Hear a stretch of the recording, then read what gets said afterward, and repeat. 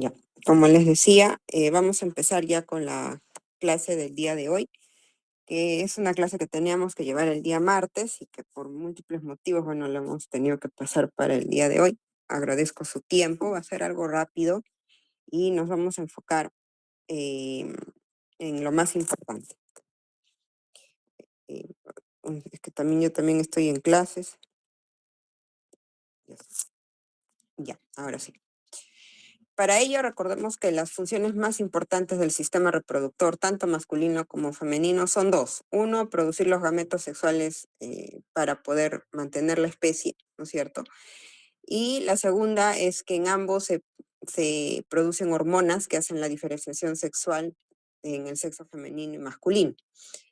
Y adicional, en el sistema reproductor de la mujer o en el sistema reproductor femenino, tenemos dos funciones más, que es la capacidad de poder alojar un embrión, ¿no? Para que tenga su desarrollo y permitir el nacimiento de este nuevo ser, ¿no? A través del parto, ¿no?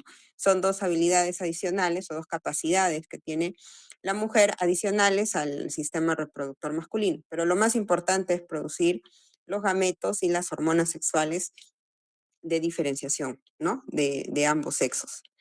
Y los órganos se van a dividir en dos grandes grupos, los intrapélvicos y los extrapélvicos, o también los internos o los externos, dependiendo de la ubicación o la relación que tengan estos con la cavidad pélvica. En la mujer hay que tener en cuenta algo muy importante porque el sistema reproductor va a variar mucho debido justamente a la edad en la que nos encontremos. En el caso de la mujer tiene un periodo reproductivo marcado, ¿no? Que inicia con la primera menstruación y acaba con la menopausia, que es la última, y a eso se le llama la edad fértil. Y durante ese periodo de edad fertilidad va a tener variaciones mensuales, tanto en endometrio como en ciclo ovárico, en cuanto al sistema reproductor. Y eso es importante decirlo porque va a tener muchos estadios evolutivos en cuanto a los folículos ováricos, que es lo que hace la diferenciación histológica. ¿Ya? Vamos a empezar con los órganos genitales internos, que básicamente empiezan, si vamos desde lo más externo hacia adentro, va a vagina, útero, trompas uterinas y finalmente los ovarios, que son los dos órganos más importantes en cuanto a la producción hormonal, ¿no? Y a la diferenciación folicular de los ovocitos. Vamos a empezar por este, que es el órgano que más tiempo nos va a tomar, que viene a ser el ovario, ¿no? Como sabemos, los ovarios es un órgano par, o sea, hay uno a cada lado de forma simétrica, productor tanto de los gametos sexuales más femeninos y de las hormonas femeninas como el estrógeno y la progesterona, y está rodeado de manera parenquimal, vamos a hablar primero, está rodeado por un mesotelio, ¿no? Recuerden que el mesotelio lo hemos visto también como ustedes vimos hace poquito, sí, claro, vimos vejiga, ¿no? Que la parte superior está rodeada de mesotelio, que está en relación al peritoneo, básicamente, de la cavidad abdominal. Estos son órganos extraperitoneales, pero están cubiertos de alguna manera, ¿no? Por la parte superior. Y este mesotelio tiene una característica de presentar un epitelio cúbico simple. De ahí viene una capa gruesa, que es la corteza ovárica, en donde básicamente vamos a encontrar una gran cantidad de ovocitos o los folículos ováricos en diferentes estadios de maduración, y entre el mesotelio y la gran cantidad de folículos hay una capa gruesa que viene a ser la túnica albugínea, que se asemeja un poco a la túnica albugínea que también presentan los varones como una capa protectora, ¿ya? Y la médula, que es donde están generalmente los vasos sanguíneos, como vemos acá, ¿no? Miren aquí, esto de acá al centro, en este esquema, estamos viendo lo que es los vasos sanguíneos, las arterias, las venas, los nervios, los vasos linfáticos, la corteza, que es todo lo que está alrededor, ¿no es cierto? Y en esta corteza vemos que hay ovocitos en diferentes estadios de maduración, que yo ya les voy a explicar ahora qué trata cada uno, ¿no? Y por encima está el mesotelio, que es un epitelio cúbico simple, que acá lo estamos viendo, y por debajo, que donde ya empieza la corteza, empieza primero la túnica albugínea, una capa muy gruesa como una capa de protección, ¿ya? Vamos a hablar entonces de los folículos. Básicamente los folículos tienen, podríamos hablar de 5 formas distintas de poder observarlo. Tenemos el folículo primordial, que son los folículos con los que nace una niña o un bebé, ¿no? Una bebé. Aproximadamente nacemos, algunos textos dicen hasta con 1.000.000 de folículos primordiales. Recuerden que las niñas nacen con los folículos primordiales ya predispuestos, no formamos gametos después de nacer, ¿no? Solamente lo formamos dentro de la parte embrionaria a través de la meiosis, a diferencia del hombre que toda su vida puede producir espermatozoides nuevos, ¿no? Durante toda su vida en realidad. Cada vez va disminuyendo la cantidad y la calidad del espermatozoide, pero lo puede seguir produciendo. En cambio, a nivel de la mujer, nacemos con una cantidad de folículos primordiales establecidos y a partir de ahí es donde se van a empezar a desarrollar algunos en la etapa fértil de la mujer, ¿no? El folículo primordial tiene el ovocito al centro, como señala ahí la flecha azul, y una capa de células foliculares planas alrededor, ¿no? Que forma, en este caso todavía se llama la membrana folicular, ¿ya? Cuando hablamos, empieza a haber ya una estimulación básicamente folicular, ¿no? A través de la FSH, la folículo estimulante, al inicio del ciclo menstrual, empieza a haber desarrollo de este folículo primordial, a formarse los folículos primarios. El folículo primario, como se dan cuenta, la capa folicular plana ya no es tan plana, sino se vuelve cúbica y puede tener múltiples capas, ¿no? La primera capa, cuando solo tiene una capa de como que fueran células cúbicas, se llama un folículo primario unilaminar, porque solo tiene una capa, y si tiene varias capas, se llama multilaminar. En este caso sería un multilaminar porque tiene varias capas ya. Y el ovocito persiste de manera central, ¿no? Que ese es el óvulo, y se sigue desarrollando alrededor algunas otras capas, como es las tecas, que en este caso todavía no se ve la teca interna ni externa, simplemente se llama teca folicular, que es como que de la corteza hay unas células que empiezan a rodear al mismo folículo en desarrollo, y la zona pelúcida, que es un halo eosinófilo que se empieza a formar alrededor del óvulo, ¿ya? Los folículos secundarios, esta capa folicular puede crecer tanto, ¿ya? ¿Dónde está mi flecha? Acá está. Puede crecer tanto, puede volverse tan ancha que finalmente tiene un grosor amplio, ¿no? Si se dan cuenta, sí. Pero cuando ya está muy, muy ancha, empieza a tener como unas lagunas, estas de aquí, que se llama, que van a formar posteriormente, que son las lagunas foliculares, que van a formar en algún momento lo que conocemos como el antro folicular.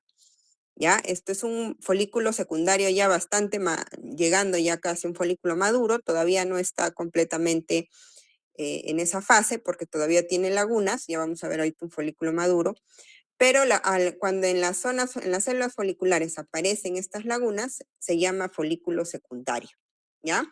Miren esta línea moradita que vemos aquí alrededor del ovocito, eso es lo que nosotros conocemos como la zona pelúcida.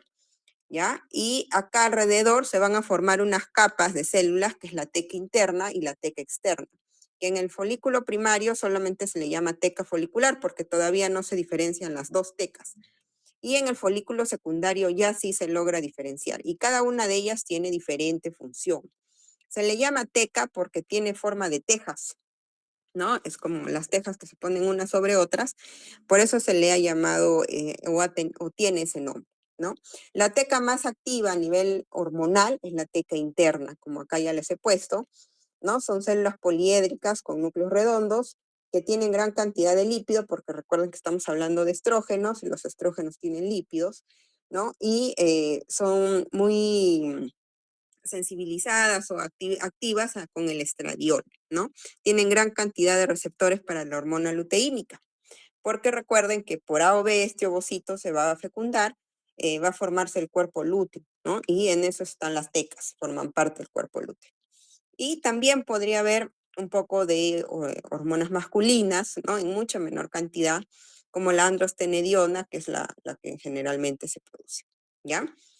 La teca externa es la que les decía que parece tejas y simplemente es como un halo protector alrededor de una capa muscular lisa, ¿no? Y el antro folicular, que ya lo vamos a ver después en una foto mejor, que tiene todas las células foliculares que están aquí alrededor, tienen sensibilidad para la FSH y la LH, ¿ya? Y este es un folículo de Graf ya un poco más maduro porque ya no hay lagunas, si se dan cuenta, ya no hay lagunas. Todavía le falta lateralizar un poco más el ovocito, normalmente se lateraliza mucho. Está rodeado por unas células que quedan de la zona folicular, que se llama corona radiada. Este halo rojizo se llama la zona pelúcida. Acá lo que lo mantiene unido a todo lo que viene a ser las células foliculares se llama cúmulo o óforo, ¿ya? Se llama cúmulo óforo, de ahí viene su nombre. Y afuera tiene las dos tecas, ¿no? La teca interna y la teca externa, ¿ya? Puede llegar a medir hasta 15 centímetros, aunque eso es bastante grande, pero sí pues, ya forman como unos quistes, ¿no? Unos quistes ováricos bastante dolorosos, generalmente en mujeres que sufran de ovarios poliquísticos. Aquí en un esquema les estoy más o menos mostrando las diferencias, ¿no?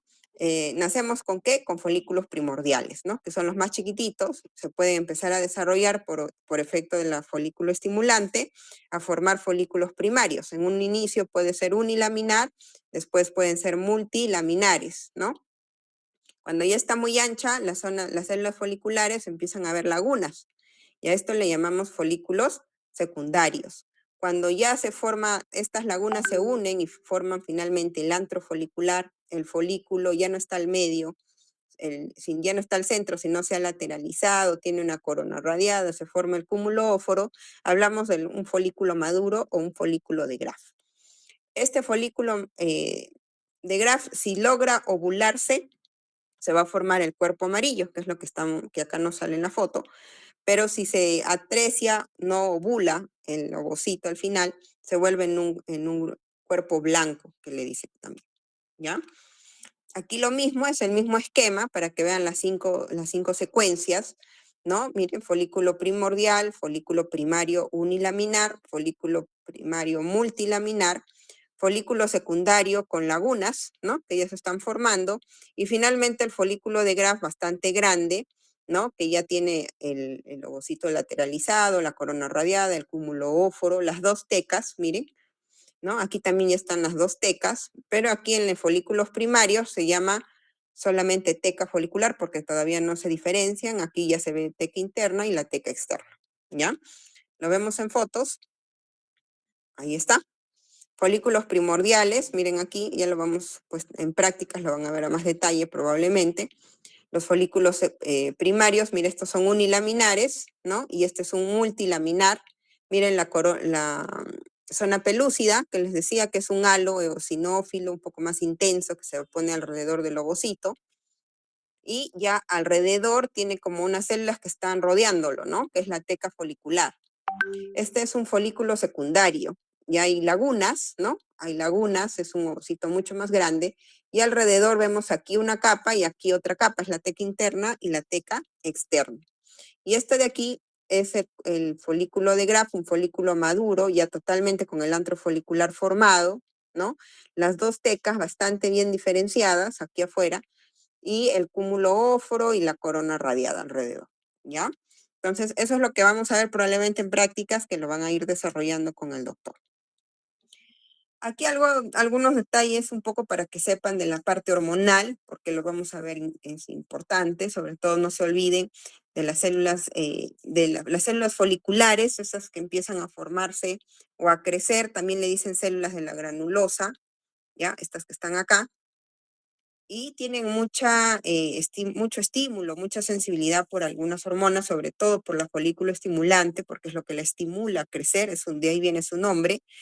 Y la teca interna está más relacionada al cuerpo lúteo y es por eso que está más relacionada de alguna forma por la hormona luteínica.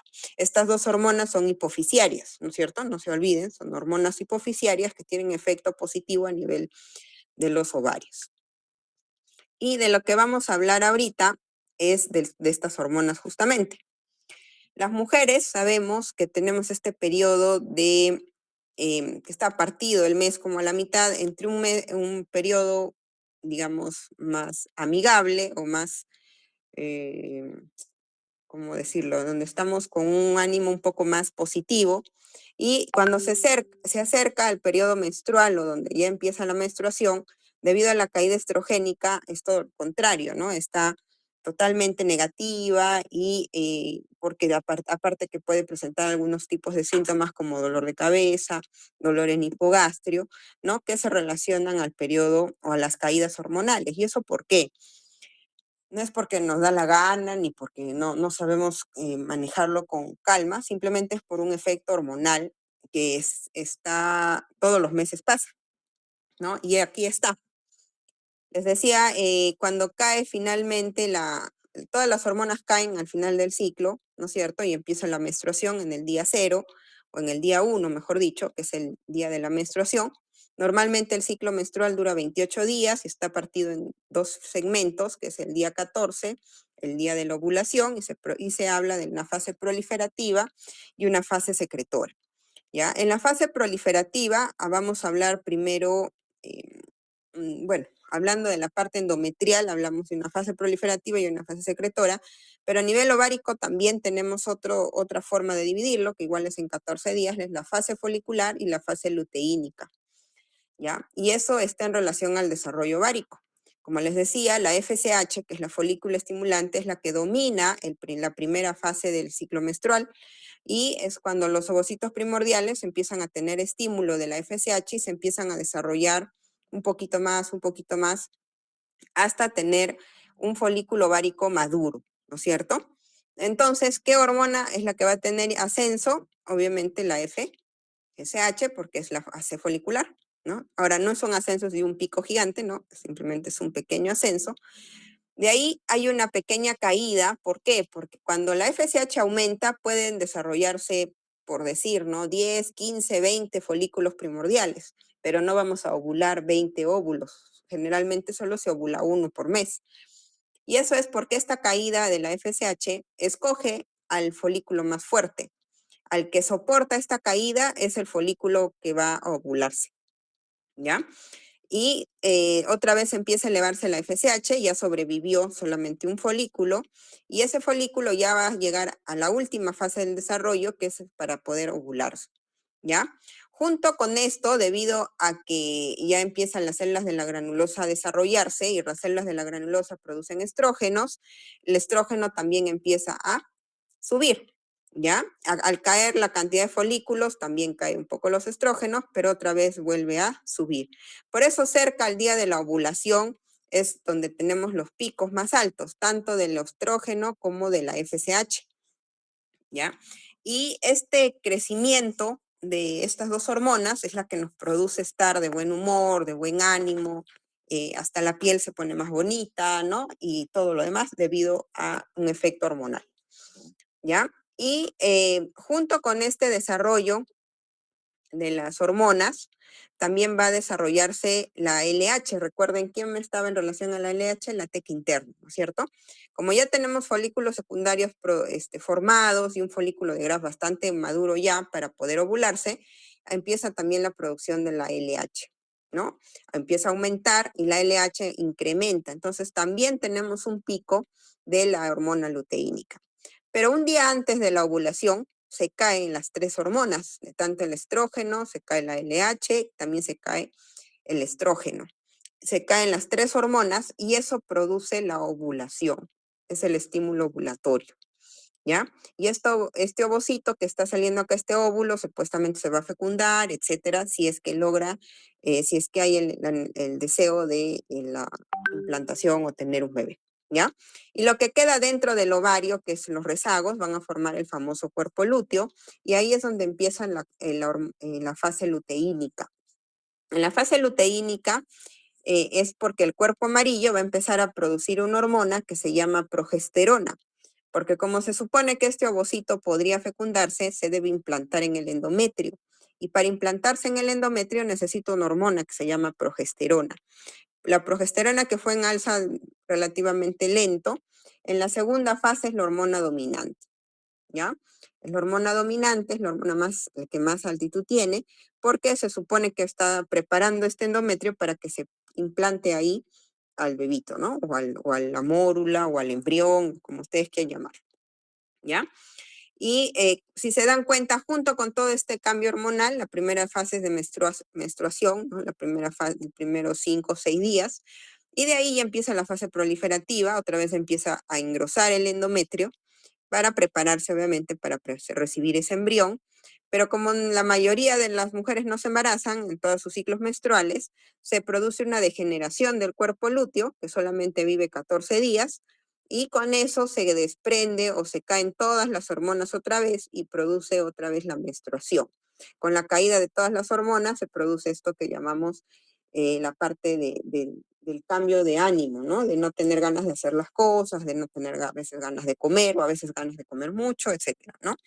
Y así, ¿ya? Muy bien. ¿Hasta ahí alguna pregunta, chicos? Ninguna vez. No hay, ya. Entonces seguimos avanzando.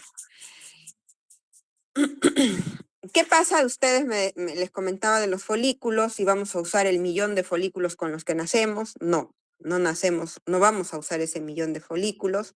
Generalmente van degenerando a medida que pasan los años. A la pubertad se piensa que llegamos con aproximadamente solamente medio millón de los folículos con los que se nace. Y a la menopausia prácticamente son muy escasos los folículos activos o vivos o con posibilidad de desarrollo, ¿ya? Entonces, eso es importante que ustedes lo sepan para que sepan sobre su desarrollo folicular, ¿no? ¿Qué es aquí? Bueno, algunos datos sobre el cuerpo lúteo que también ya les he comentado, ¿ya? No hay nada grave. Lo que sí les puedo decir es que cuando el ovocito no es fecundado, el cuerpo lúteo generalmente vive menos de 14 días y cuando el ovocito es fecundado, debido a la necesidad de seguir produciendo progesterona, hace que pueda vivir hasta 12 semanas, ¿no? ¿Por qué? Porque el embrión necesita de la hormona para poder implantarse con mejor calidad y a veces por deficiencia del cuerpo lúteo se pueden producir abortos, ¿no? Bueno, las trompas uterinas son unos órganos tubulares, ¿no? Que tiene 4 partes, el istmo, la parte intersticial es lo que atraviesa la pared del útero o la pared uterina. El istmo, que es una parte muy fina, la ampolla, que es donde generalmente se produce la fecundación, y el infundíbulo, que termina como en un embudo y tiene muchas fimbrias o pliegues, porque es aquí donde recibe, porque acá está el ovario supuestamente, y recibe o atrae al ovocito ovulado para que ingrese a través de las trompas uterinas hacia la cavidad uterina. Mientras más nos acercamos hacia el istmo o hacia la parte intersticial, más importancia adquiere la capa muscular, por eso se vuelve mucho más grueso, ¿ya?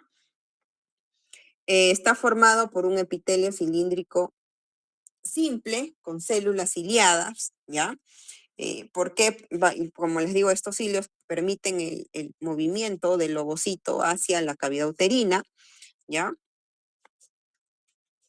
En cuanto al útero, vamos a recordar algo importante a nivel uterino. El útero tiene 3 partes. Tiene un fondo, vamos a hablar acá que está más grande, fondo, cuerpo y cuello uterino, ¿ya? El cuello uterino es algo que ya está introducido, como que se empotra dentro de la vagina, ¿ya? Y eso es importante que reconozcan porque es un lugar de cáncer ginecológico en mujer en edad joven, que es muy importante que ustedes sepan, ¿ya? Que ya ahorita yo les voy a decir. Pero aquí está, ¿no? Entonces es fondo, que es la parte más superior del útero, el cuerpo, que es la gran cantidad de la masa o del tamaño del órgano, y el cuello uterino, que es lo que termina. Recuerden que el útero tiene una forma como en una pera, como en pera invertida. En cuanto al endometrio, el endometrio, bueno, tiene un epitelio, ya les dije, cilíndrico simple, algunos cilios, ya no tiene tantos cilios como en la trompa uterina, porque en la trompa uterina está moviendo el ovario, perdón, el óvulo, mientras que en el endometrio ya no necesita hacer eso, por eso ya no hay tanto cilio.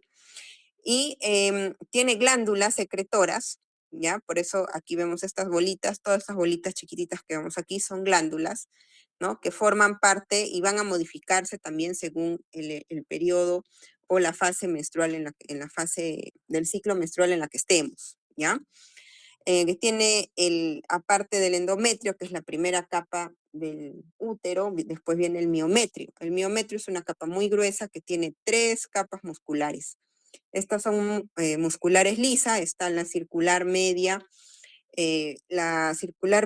a oblicua e interna y externa oblicuas. O sea, es como un ovillo, ¿ya?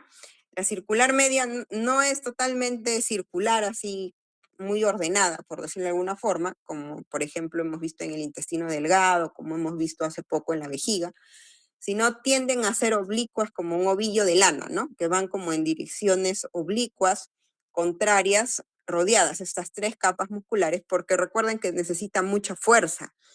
El útero mide normalmente solo 7 centímetros, pero para tener un bebé se puede dilatar hasta 34 centímetros. Entonces, 34 a 35 centímetros es 5 veces su tamaño normal. Entonces, al poder crecer tanto, es uno de los órganos que puede crecer con tanta facilidad, entre comillas, en tan poco tiempo, necesita una fuerza muscular importante porque si no se rompería, ¿no es cierto? Se quebraría y eso sería catastrófico, ¿no? Y al momento del parto igual, cuando tiene que contraerse el útero para poder dilatar el cuello uterino, eso también es bastante forzoso y necesita ser un tejido muy grueso, muy fuerte. Y eso es por eso que el miometrio tiene 3 capas musculares. Y la serosa que está alrededor, ¿no? Que es un epitelio de revestimiento, un epitelio plano, ¿ya? Que está alrededor, que también se llama perimetrio, ¿ya? En cuanto al endometrio, aquí les voy no cómo comparar, pero aquí estamos en un endometrio que acaba de menstruar y está entrando en fase folicular. Y miren, están las glándulas redonditas, ¿no? Bien formaditas, casi ovaladas la mayoría. Ese es un endometrio folicular, ¿no? En fase folicular. Mientras que este es un endometrio en fase secretora, cuando ya estamos en la segunda fase. Y miren, las glándulas son súper largas, ¿no? Se llaman glándulas en serrucho porque son largas e irregulares, ¿no? Ya no son redonditas ni chiquititas como estábamos viendo acá, sino crecen de tamaño, se vuelven muy largas y eso es lo que hace que el endometrio engruese, ¿no? Se vuelva más ancho para, en teoría, prepararse, como les vuelvo a repetir, para recibir al embrión fecundado, ¿no? Este endometrio, normalmente el endometrio mide hasta 3 milímetros, es bien delgadito, pero en fase folicular, en fase secretora, crece tanto, hasta duplica su tamaño, que puede llegar a medir hasta 8 milímetros en realidad, ¿no? También está en relación también a unas arterias que son las que se encargan de irrigar este endometrio crecido, que son las arterias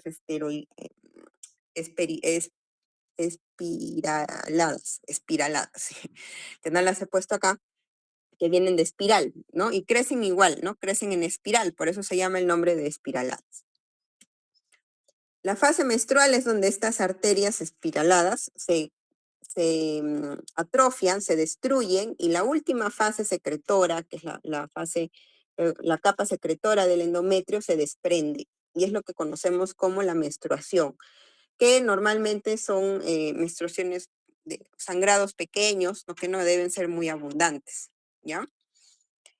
Y aquí vamos al cuello uterino, que es lo que yo quería mostrarles. En la práctica me imagino que también quizás les vayan a explicar, pero el cuello uterino, vamos a ver si acá me deja usar la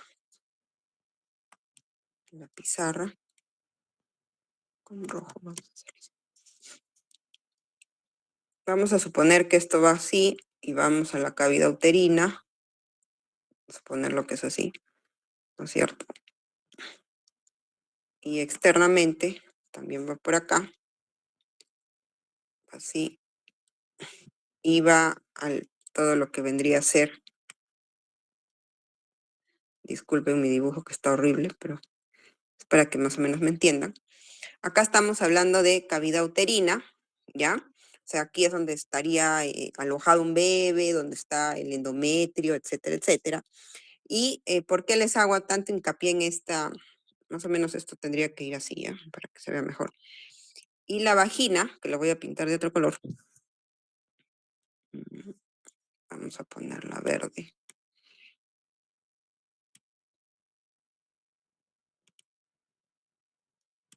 Va hacia aquí.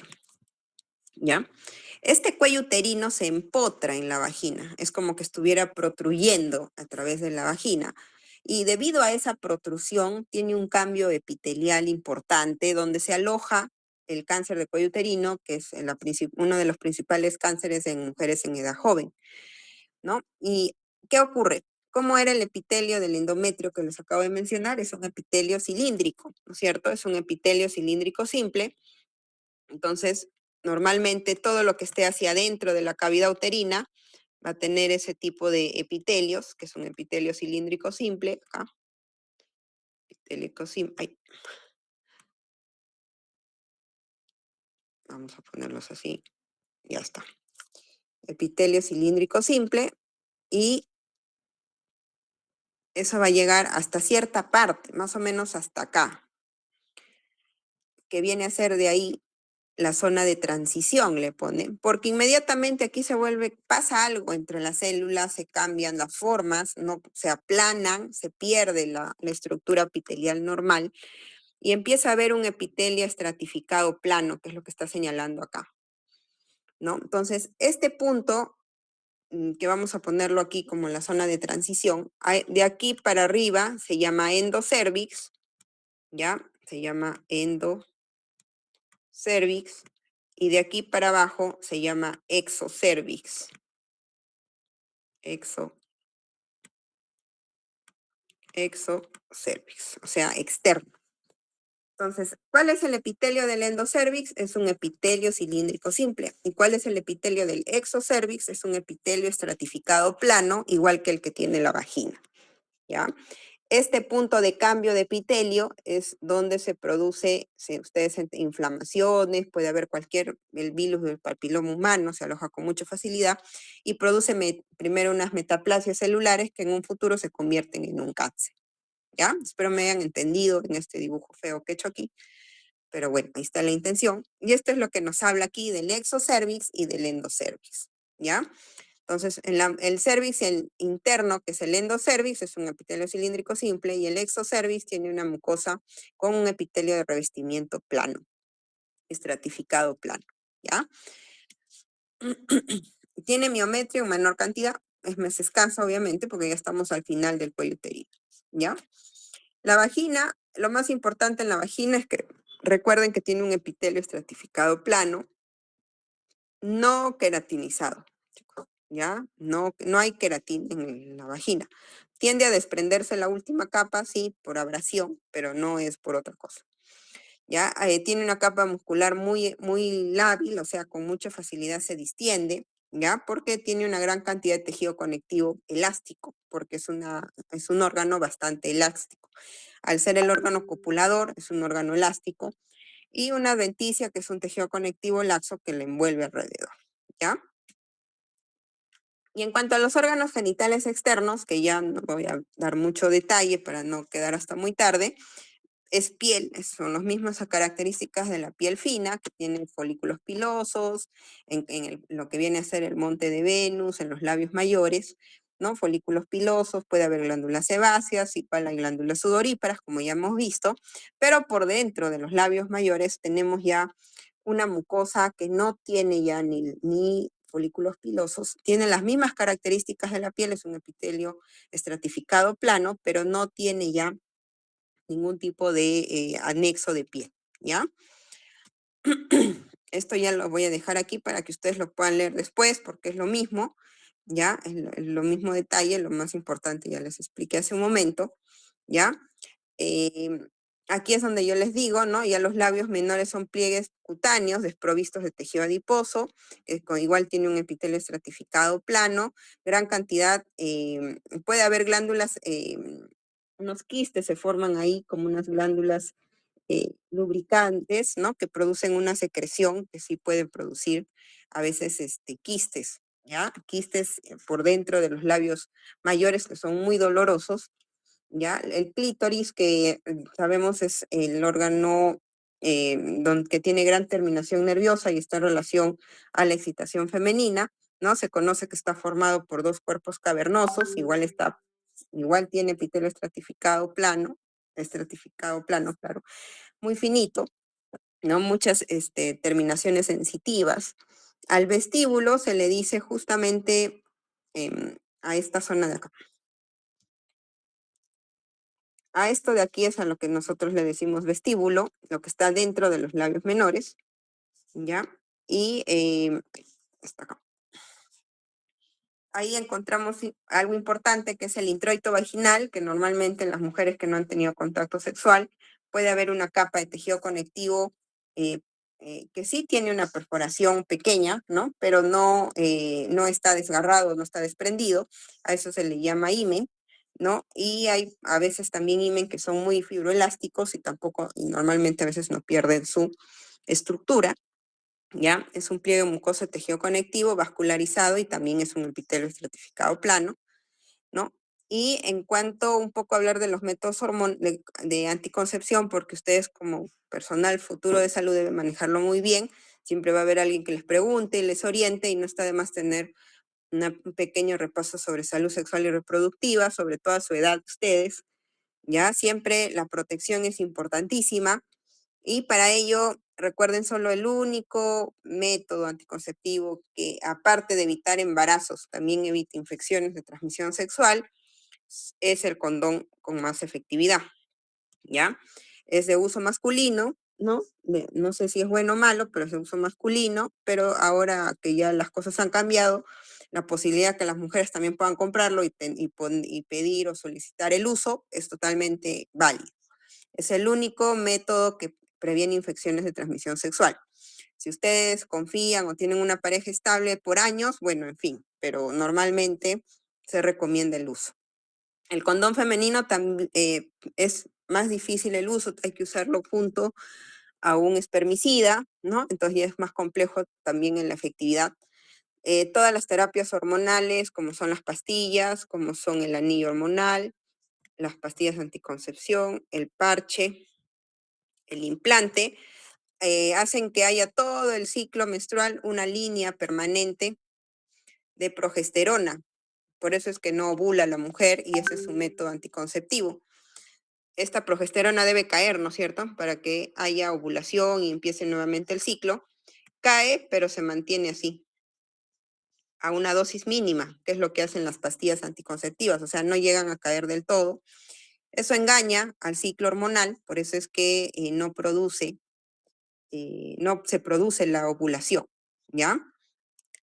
Todos estos, el implante que se pone aquí en el brazo, que puede durar hasta 10 años, los parches estos hay que tener cuidado, se despegan con facilidad, en teoría duran un mes, estas pastillas son usadas frecuentemente, ¿no? Pues tienen 28 tabletas normalmente, pero lo importante es que la debes tomar todos los días sí o sí a la misma hora y no olvidarse.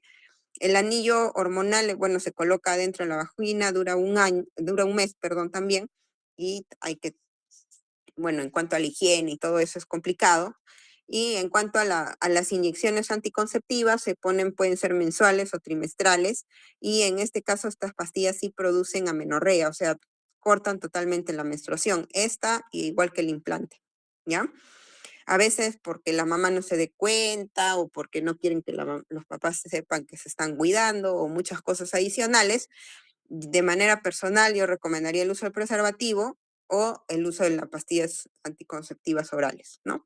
Ahora, estas pastillas, todos los métodos hormonales tienen grandes efectos vasculares, pueden producir varices, pueden producir el uso prolongado por más de 5 a 7 años, puede producir cáncer de mama, o sea, tiene bastantes riesgos también adicionales, ¿ya? Este del coitus interruptus no considero que sea un método anticonceptivo porque recuerden que la eyaculación tiene dos fases y eso cuando vayan a ser masculinos seguro les van a decir, no es totalmente esto. Y el diafragma es como una campanita, una cúpula que se pone cerca al cuello uterino, ¿no? Lo introducen hasta el fondo y lo colocan como un capuchón al cuello uterino, como una barrera. También se usa con un espermicida, ¿no? Para que tenga mejor efectividad, porque al momento de retirarlo es donde puede quedar algo de semen y eso al final puede producir el embarazo, ¿ya? El método de ritmo solo para pacientes regulares y el método quirúrgico es el método definitivo. El DIU, que es bastante controversial, de repente en algunas religiones que manejen ustedes, lo consideran como abortivo, otros dicen que no, otros dicen que sí. Al final, bueno, dicen que un embrión no implantado no es nada, ¿no? Entonces hay muchos controversia.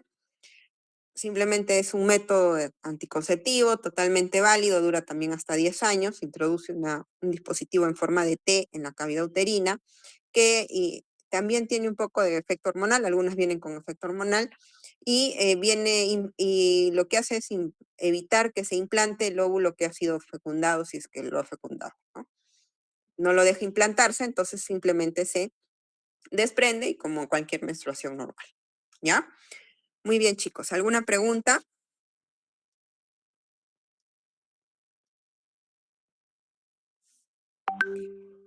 Muy bien. Si no hay preguntas, eso sería todo. Gracias por la Muchas clase, Miss. gracias. Ya no los molesto más. Ay.